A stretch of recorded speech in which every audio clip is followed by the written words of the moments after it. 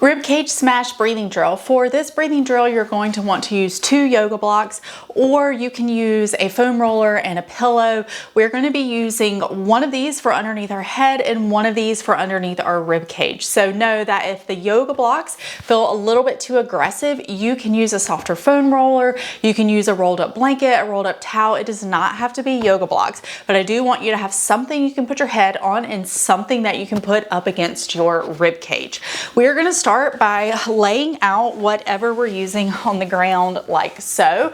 I'm going to start with my left side. Typically our left side of our rib cage tends to be a little more flared out than the right, but if you know that you have a little bit of a flare in your lower ribs, you can certainly do both sides as well. You will only do one side at a time. You can't do both sides at the same time, but you can switch over and do the other side after one side. So what I like to do is I'll kind of prop myself up and then get the yoga block situated where I want it. So where we want the yoga block is kind of right up against those lower ribs. We don't want it into the middle of our abdomen where it feels like it's squishing on our guts. We certainly don't want it down lower, and I don't want it over here in your back, okay? So the goal is that we're kind of in the front part of those lower ribs. We're able to just let the yoga block rest on top of those. I normally don't have this up as high as my bra line, so it's kind of like right underneath that bra line. Now I'm gonna let my head lay down,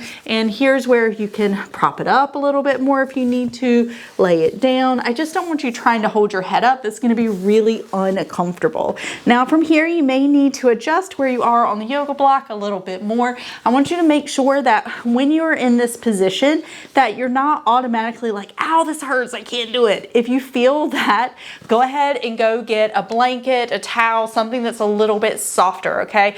We don't want to be pulling away from this sensation. So I am going to get down here. Now the next thing I'm going to do is bring my knees right up to about my hip, kind of right here. I want to make sure that my shoulder is in line with my hips and that I'm generally staying pretty open here through the front of my body. I don't want to crunch down like so. Now I'm going to take my right hip and just think about elongating my right side, okay? So I don't want to let that right hip hike way up towards my rib cage. I'm going to elongate my hip on my right side. Now from here, what we're going to do is just roll slightly forward, so we're making sure we're getting that more kind of anterior aspect of the rib cage and keep that right shoulder open. From here, we're going to take a nice long soft exhale, recruiting our deep core,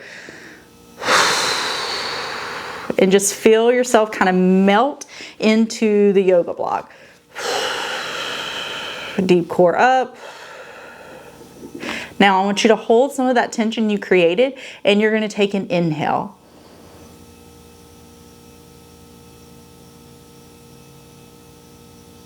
You're going to inhale through your nose for a count of 6 to 8. And you're going to exhale again. Let yourself melt, melt, melt over the yoga block.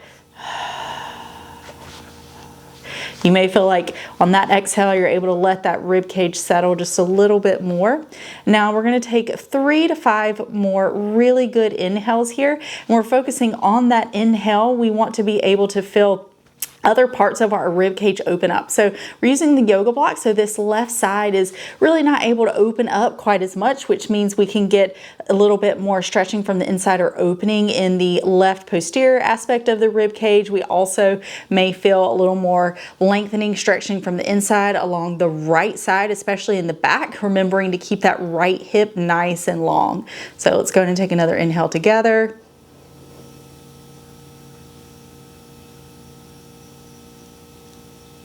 Exhale.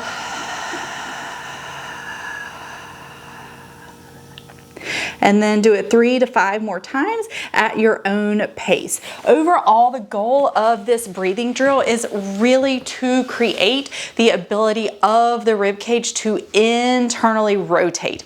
A lot of times postpartum, we have more flared ribs. Those lower ribs, 6 through 12, it can be really hard for us to get them to just settle down. So what this does, it gives us a constraint to let them settle down a little bit on that exhale exhale, and this is going to give a little more leverage for your obliques to work because they're not pulling from quite as much length as they were before. So the obliques can work a little bit more, and then we are creating the ability for pressure to move into other parts of our rib cage, mainly that right side, because a lot of times that right side of our body can want to kind of cinch down and get even tighter, especially that QL area in the back. So that is your rib cage smash. Again, what we're looking to feel here is the expansion going into other areas. So mainly I want you to feel it coming out the right side, keeping the right side nice and long. And it would be amazing for you to feel it in